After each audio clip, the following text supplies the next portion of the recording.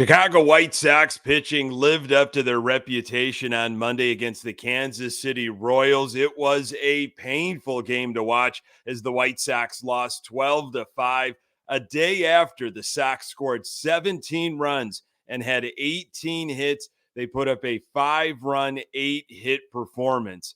Dylan Cease had a terrible outing, and Aaron Bummer was miserable in relief. White Sox will try to get back on track on Tuesday night with Lucas Giolito on the mound.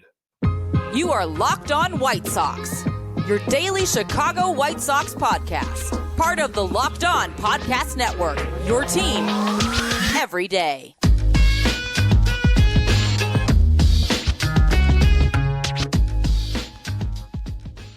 Hey, Sox fans, welcome back to Locked On White Sox. Thank you for making Locked On White Sox your first listen each and every day. We're free and available on all platforms. Follow us on Twitter at Locked On Sox. Also subscribe to our YouTube channel. Just search Locked On White Sox. Hey, I'm your host, Nick Morawski, a lifelong diehard Chicago White Sox fan, recording this podcast just blocks from the ballpark in beautiful Bridgeport. You can find me on Twitter at Nick_GGTB. Locked On White Sox is part of the Locked On Podcast Network, your team every day.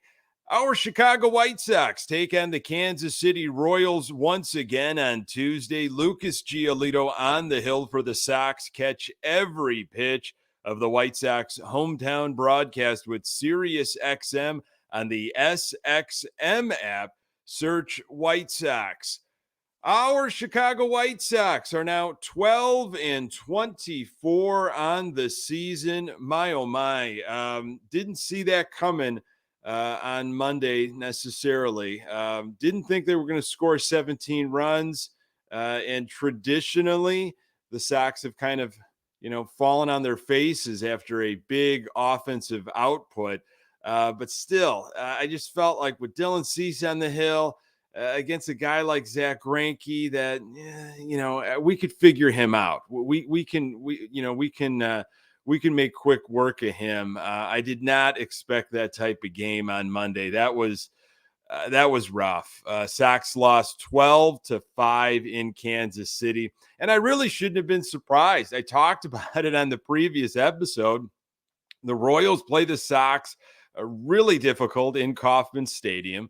Sox don't score a ton of runs a day after they, have a huge offensive explosion, but I tried to talk myself into, well, things are going to be different.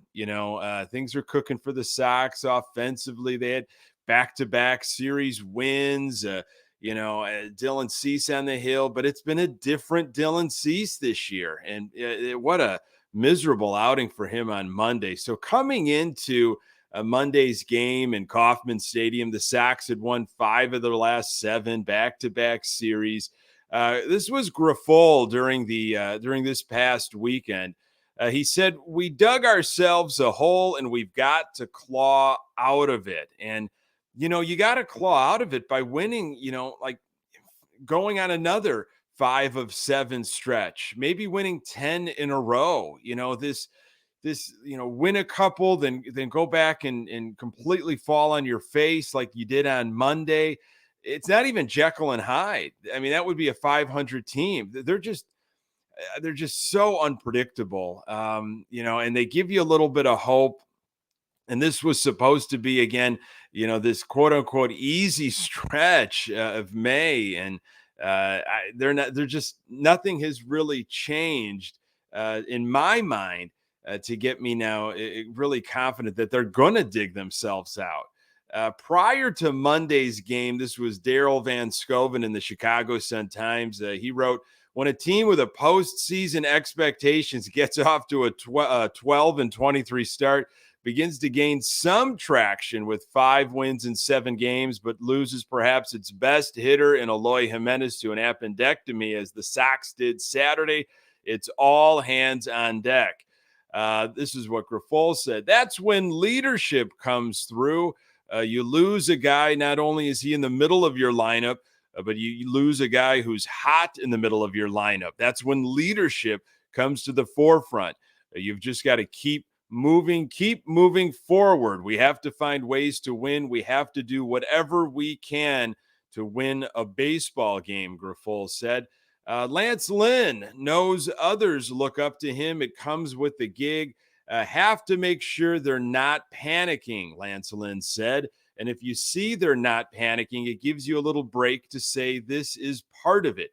You're going to have skids. Unfortunately, we did it right out of the gate. That doesn't mean the season is over. We have a lot of time left, and we have to figure out how to right the ship and best navigate it the rest of the way. That whole don't panic thing, very reminiscent of what we were talking about in the previous episode with Dave Martinez of the Washington Nationals in 2019 when they turned things around after a slow start. You don't want to panic, and I get it. It's everybody's going to go through skids. Every baseball team throughout history, I feel like, has had just rough patches every now and then in a season. And yes, the Sox did it at the beginning of the season, but I'm not seeing, there have been moments, but we need more than moments. I mean, we need the Sox to just go on an absolute tear. I mean, they have to play completely different baseball. And really pitching, not only starting pitching, but relief pitching. You can't have a couple good outings here and there, and you can't just have one starter that's consistent. And that's been Lucas Giolito, who's going to be on the hill Tuesday night for the Sox. All hands on deck is right. It's got to happen from everybody, offensively, utility guys, pitching, and it's got to happen day after day. We need like a 10 to 12 game stretch. We really do right now. Sox have had a problem walking batters. It's been an issue. Starters, relievers. This was from an article from James Fegan in The Athletic very recently. Fegan wrote, White Sox pitching has issued a lot of walks through the first 35 games, even after a 25-5 strikeout to walk ratio over this past weekend's 3-game set in Cincinnati. The Sox still tout the same 10.6% team walk rate they had at the end of April. Only the Oakland A's are issuing free passes at a higher clip, and no one is taking that as much solace. We're not going to scream at guys. Don't walk guys and throw fastballs right down the middle. That doesn't work, pitching coach Ethan Katz said. I don't want to be the little league coach that tells everybody to stop walking guys. That's just added pressure. They're aware of it. It's a process that we try to address with stuff that we want to continue to attack with. The 2 out of 3s, first pitch strikes, the elements of the game that have been around forever that are still important that we need to do. That should help things. So maybe pitching coaches, Ethan Katz particular, could yell first pitch strikes or 2 out of 3s, whatever their mantra is. Something has to change, a complete flip if it's possible. How about some Pedro Grifol speak? Throughout the length of my time with Locked On White Sox, I've had some fun with Han speak and all of the interesting things that he likes to say. This is something that came from Pedro Grifol just recently.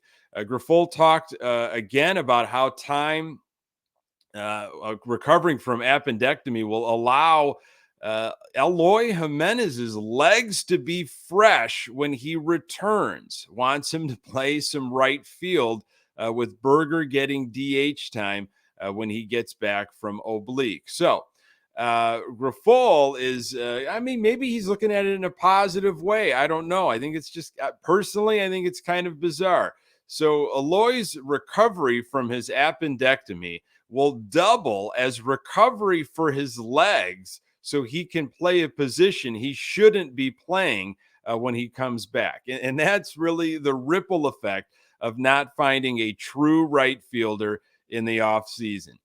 You put the pressure on Oscar Colas, you fan the flames. This is the guy that we're going to go with. He has a decent spring training. It justifies him starting with the big league club in Houston on opening night. and he doesn't perform offensively. No surprise there. You knew he wasn't going to. You knew he was going to scuffle seeing big league pitching. Let him ride it out. You send him down. From what I'm reading, he's doing pretty well in AAA. Maybe he should have started the season in AAA. I don't know. It's just goofy. Grifol, again, he's playing the cards that he is dealt. So while Eloy is mending from this appendectomy, hopefully his legs get right as well, so he can now spend some quality time in right field. So we'll see how that goes. Also, some silver lining with all this. It sounds like Yohan Moncada might be back very soon, any day now. No official timetable I have read, but it could happen soon. So hopefully that will be a jolt to the White Sox offense. Dylan Cease looked completely uncomfortable on Monday, and he was ineffective again. Sox offense scored more runs than I thought they would, but they just could not overcome the poor pitching performance. More on that in a moment. Today's episode is brought to you by FanDuel. Make a fast break to FanDuel during the NBA playoffs because right now new customers get a no sweat first bet up to $1,000. That's $1,000 back in bonus bets if your first bet doesn't win. There's no better place to bet all the playoff action than America's #1 sportsbook. Visit FanDuel.com/locked-on and get a no sweat first bet up to $1,000. That's FanDuel.com/locked-on. FanDuel, official sports betting partner of the NBA. The White Sox play the Kansas City Royals on Tuesday. Lucas Giolito on the hill. Catch every pitch of the White Sox hometown broadcast with SiriusXM on the SXM app. Search White Sox. Southsiders clobbered, I guess, by the Royals on Monday, 12-5. So Sox had the lopsided win on Sunday and then lopsided loss for them on Monday. And again, it just happens this way where they explode offensively and it just feels like the next game they fall flat. Now, 5 runs is more than I thought they were going to score. I thought we might see 2 or 3 runs, and I didn't necessarily assume that Dylan Cease was going to give up as much as he did. I kind of assumed, well, if they get into the bullpen, I'm not too confident about the Sox bullpen, but starting to get pretty concerned with Dylan Cease. He has looked off this year, particularly the last 3-4 starts. And again, he started kind of slow last season, but still had better numbers than he has right now. And then he took off. So I don't know, maybe that's something that we're waiting for. But there wasn't a lot of swing and miss stuff by Dylan Cease. He was mortal on Monday. Really a disappointing outing against Zack Greinke for the Royals. Sox starting pitching 29th in all of baseball, bullpen 29th. I mean, they absolutely lived up to their reputation on Monday. Really disappointing. Royals, they scored 12 runs on the Sox. Well, coming into the game on Monday, Royals were averaging under 4 runs per game. And the Sox did have the lead in this game, 3-1 entering the bottom of the 4th. Let's go top of 1. Greinke, talked about him in the previous episode. 39 years old. He has seen the White Sox a ton in his career. He's not going to overpower you at all with velocity. He's got an 89, 90 mile per hour fastball. He's calling his own game, which I'm sure he loves. He's got a cutter and changeup. It's in a way, it's like having a position player kind of pitching, or maybe a knuckleballer. You kind of have to wait back and find your moments and not get too aggressive and overswing, which the Sox did many times. But nothing going on for the Sox in the first. Bottom of the first, though, Cease on the mound. Bobby Witt Jr., really nice job of taking a slider to right field. That was kind of set it up for the theme of the night for Royals hitters. A lot of contact by them. He quickly stole second. Pasquantino flipped one into left field. Corners with nobody out. Perez sack fly. Witt scored.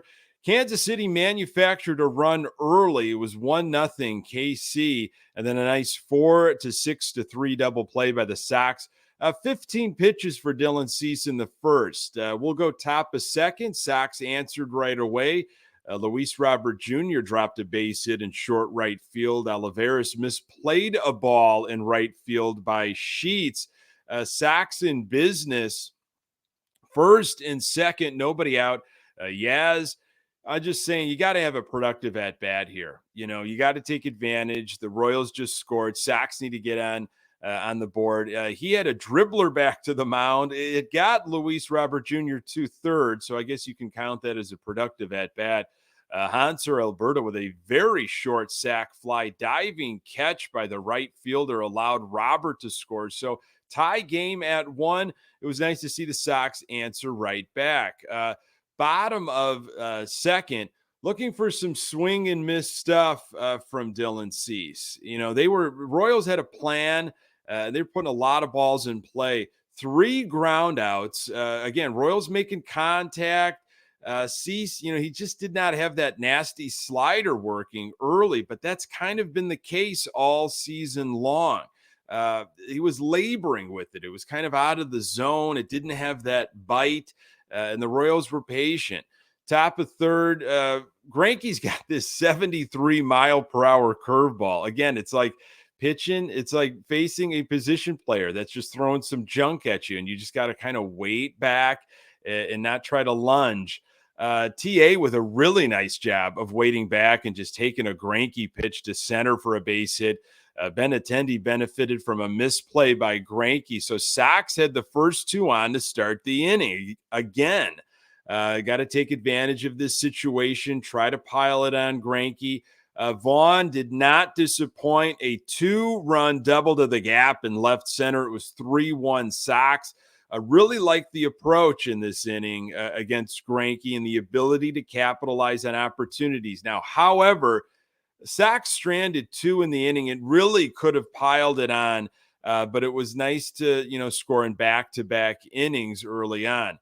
Bottom third, Bobby Witt Jr. with his second stolen base of the game. That was really on Cease again. Cease had a nice slider to get his first strikeout.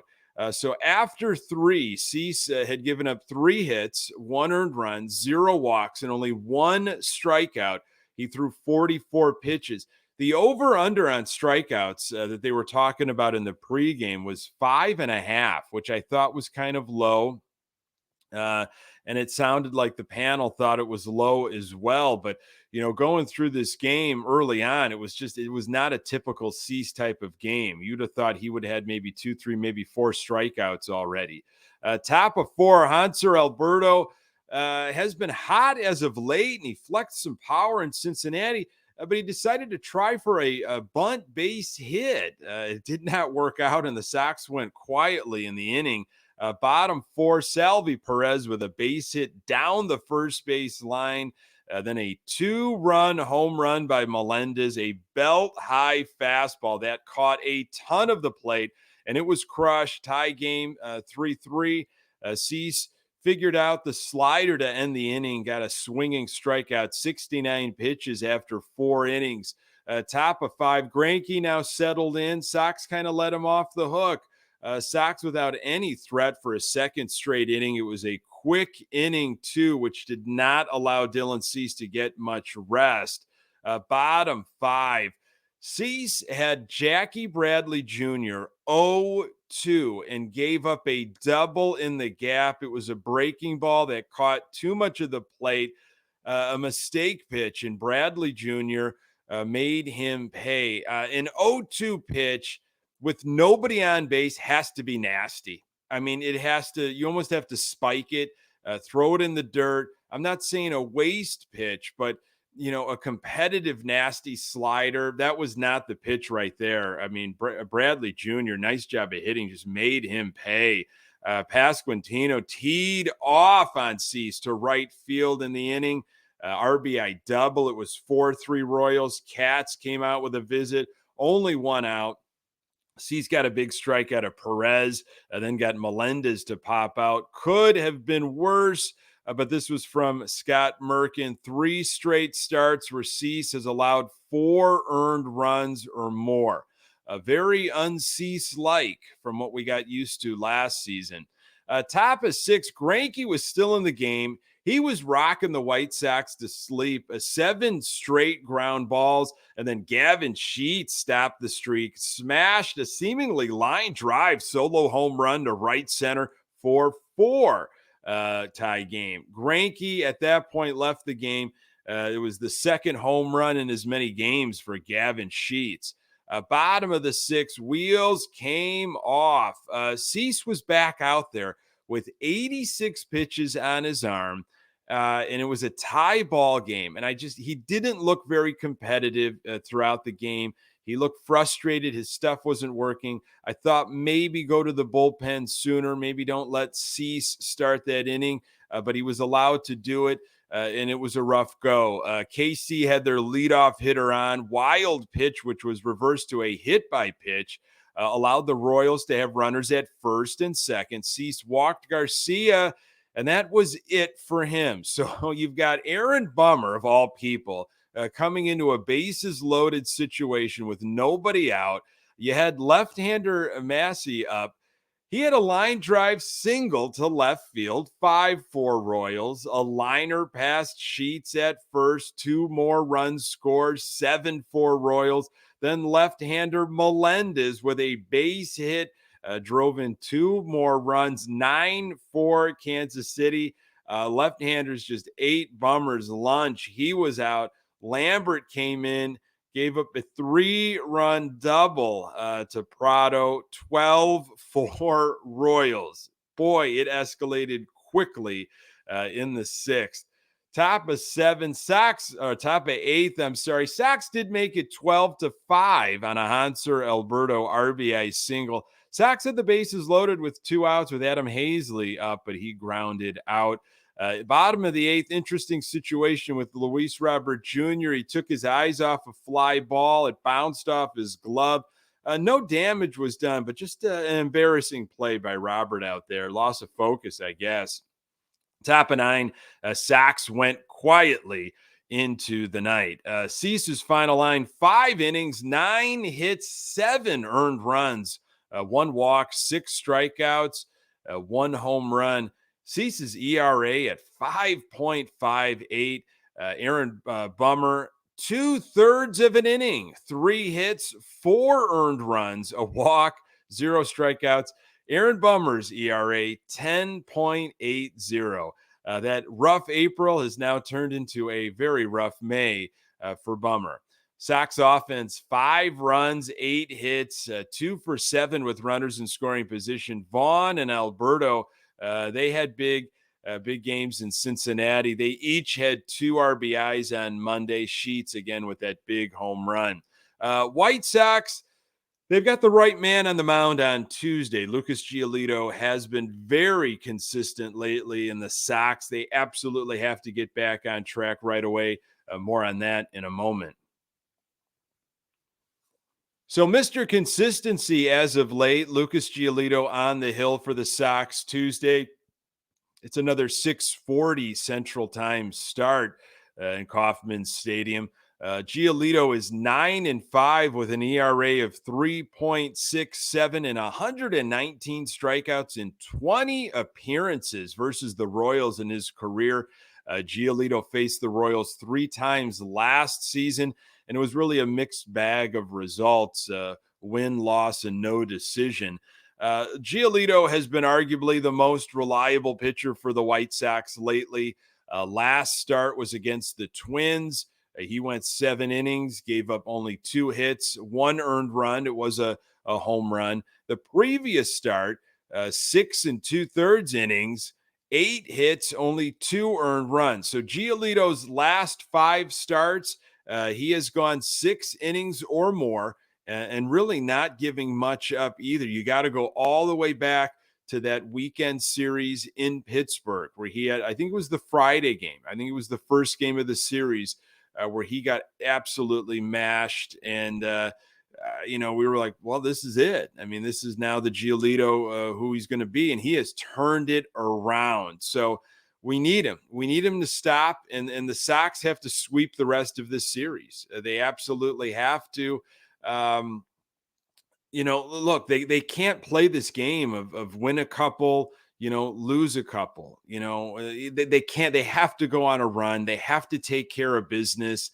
And again, the Sox, that's the other thing. We think, and I guess I should say, I think, and this is because I just have a clouded perception as a diehard Sox fan, like, oh, we should absolutely bury the Royals. We should bury, Detroit when we face them and these other teams. But I have to remind myself the Sox are not a good team right now. Okay. And these other teams are just licking their chops. They cannot wait to face the Sox because the numbers don't lie. And the Sox proved it with Monday's pitching performance. So they have to figure it out somehow. I mean, they're saying all the right things. Pedro's saying the stuff, you're hearing from leaders like Lance Lynn of don't panic, stay confident, but I got to see results. I mean, we just need to see a string of consistent, solid baseball, offensively, defense, and pitching. So hopefully Lucas Giolito's the stopper and the Sox can go on a bit of a streak here.